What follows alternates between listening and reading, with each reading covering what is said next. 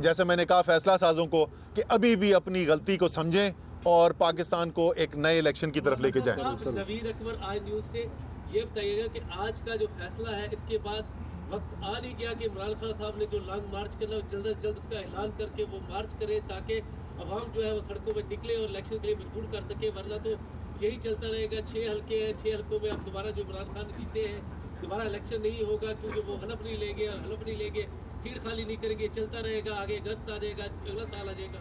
अच्छा, पहली बात तो ये कि मेरे ख्याल में आपका सवाल, आप ही के सवाल को मैं थोड़ा सा मुख्तलिफ अगर तरीके से कहूँ कि सबसे बेहतर तो ये है कि कौम जो फैसला बार बार सुना रही है उसको फैसला करने वाले भी समझें और इसकी ज़रूरत ना पड़े। आप क्यों चाहते हैं कि पाकिस्तान की अवाम जो आके वो दारुल हुकूमत पे पहुँचे यहाँ पर और वो बेचारे हज़ारों सिक्योरिटी के एहलकार जिनमें से 70% तहरीक इंसाफ के सपोर्टर हैं, जिसमें से 70% इमरान खान के चाहने वाले हैं, उनको अवाम के सामने आप क्यों खड़ा कराना चाहते हैं?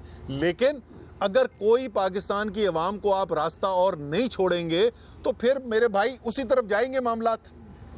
अच्छा तो साहब ये बताइएगा कि एक तो ये कि यौम तशक्कुर के बाद अगले रोज़ आपकी स्ट्रेटजी क्या होगी? क्या फौरी तौर पे स्ट्रेटजी बनाना शुरू कर देंगे? जैसे पिंडी में आज आपने 2 लाख का टारगेट दिया पिंडी की क़यादत को, और दूसरा मेरा सवाल ये है कि मुल्तान में क्या हुआ? देखें, स्ट्रैटेजी पे तो काम आज भी हो रहा था, आज भी हमारी स्ट्रैटेजी के ऊपर काम हो रहा था। इस इलेक्शन वाले दिन भी हम सुबह के इंतज़ामात वगैरह जब मुझे लग रहा था कि स्टेबल हो गया तो उसके बाद हमारी मीटिंग भी हुई थी, तो इंतज़ामात हमारे चल रहे हैं। स्ट्रैटेजी लॉन्ग मार्च की बात करो मेरे भाई, मैं लॉन्ग मार्च की बात कर रहा हूँ, उसकी तैयारी साथ साथ जारी है। उम्मीद हमारी आज भी यही है कि ये लोग अवाम को इस मुश्किल में डाले बगैर फैसला कर लेंगे, लेकिन उसकी तैयारी भरपूर जारी है। क्या लगता है इमरान खान साहब मरूसियत की सियासत पर बात करते हैं, तो क्या यही वजह है कि मरूसियत की सियासत की वजह से जो मेहरबान कुरैशी को टिकट मिला है शाह महमूद कुरैशी की वजह से, तो उसकी वजह से आ रहे हैं? क्या यही नतीजा है इसका? देखिए, मुल्तान का नतीजा जो है ज़ाहिर है इसके बाद जो है उसका तज्जिया किया जाएगा और उस तज्जिए के अंदर ये देखने की कोशिश की जाएगी कि क्या मुहरकात बने जिसकी वजह से उस दिन जहाँ पे बाकी हमारे इतने अच्छे रिज़ल्ट्स आ रहे थे यहाँ पे इतना अच्छा रिज़ल्ट नहीं आ सका। लेकिन एक चीज़ का जो मुझे पता है, जो वहाँ से पहले खबरें आ रही थी, एक आध सीट और पे भी वो हो रहा था, लेकिन मुल्तान से तो ख़ास खबरें आ रही थी। पैसा अल्हम्दुलिल्लाह उन्होंने बहाया, उन्होंने वोट खरीदे बेताशा हैं पीपल्स पार्टी वालों ने। अवाम ने आपको मुंतखब करके आपको फैसला साज बना दिया है, तो पीटीआई जो गैर जमहूरी फैसला साज है उनका किरदार खत्म करने के हवाले से क्या करेंगे? सर पीटीआई तो मेरे भाई, अगर पीटीआई जो है उस सियासत में यकीन रखती होती तो क्या पता 2002 में वज़ीर आज़म इमरान खान बन चुका होता।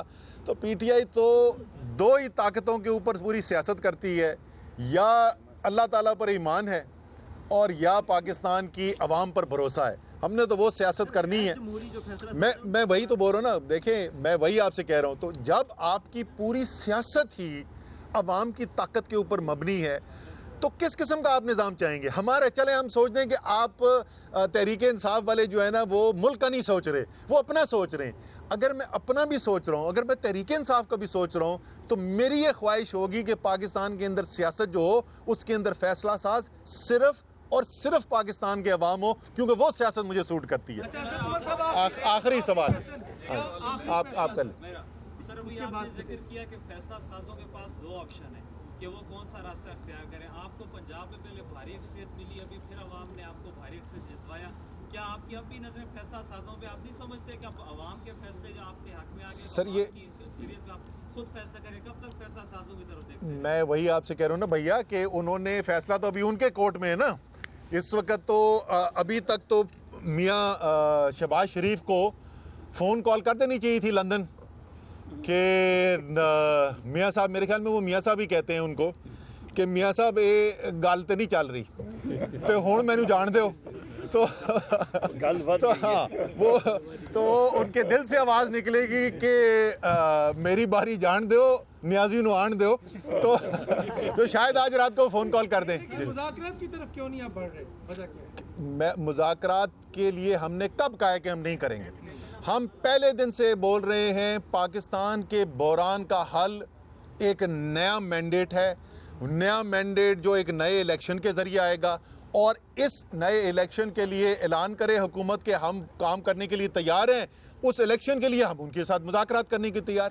मैं दूसरी बात बोलता हूं जो मैं 36 दफ़ा बोल चुका हूं, यार आपके ख्याल में ये सियासी बहरान इलेक्शन के अलावा किसी तरीके से हल हो सकता है? तो आप बता दें, हम उसकी बात कर सकते हैं। ये 4 महीने से पूछ रहा हूं, सिवाय एक सेकेंड यार, अगर आपकी सारी काबीना की 6 महीने के अंदर सियासी समझबूझ सिर्फ इतनी है कि गोले कितने खरीदने और सिंध से पुल्स कितनी मंगवानी है, तो माजरत के साथ क्या मुज़ाकरात में करने जाऊं कि ड्रोन से गोले लगाएंगे या बंदूकों से चलाएंगे? आखिरी सवाल यार, के नताइज के बाद मरियम नवाज और नवाज शरीफ साहब, आप समझते हैं मुल्क वापस आने का सोचेंगे? यार वो हमारी ख्वाहिश तो ये है कि सारे पाकिस्तानी जो हैं वो पाकिस्तान के अंदर ही ज़िंदगी गुजारें, और हम मियाँ साहब की सेहत के लिए भी दुआ करते हैं। हम चाहते हैं हर शख्स की हम सेहतयाब होने के लिए दुआ करते हैं, और हम ये भी मियाँ साहब को कहते हैं कि मियाँ साहब, आपने तो अपनी कई दौरे हुकूमत के अंदर कोई एक भी ऐसा हस्पताल नहीं बनाया जहाँ पे आप अपना इलाज कराने को तैयार हैं।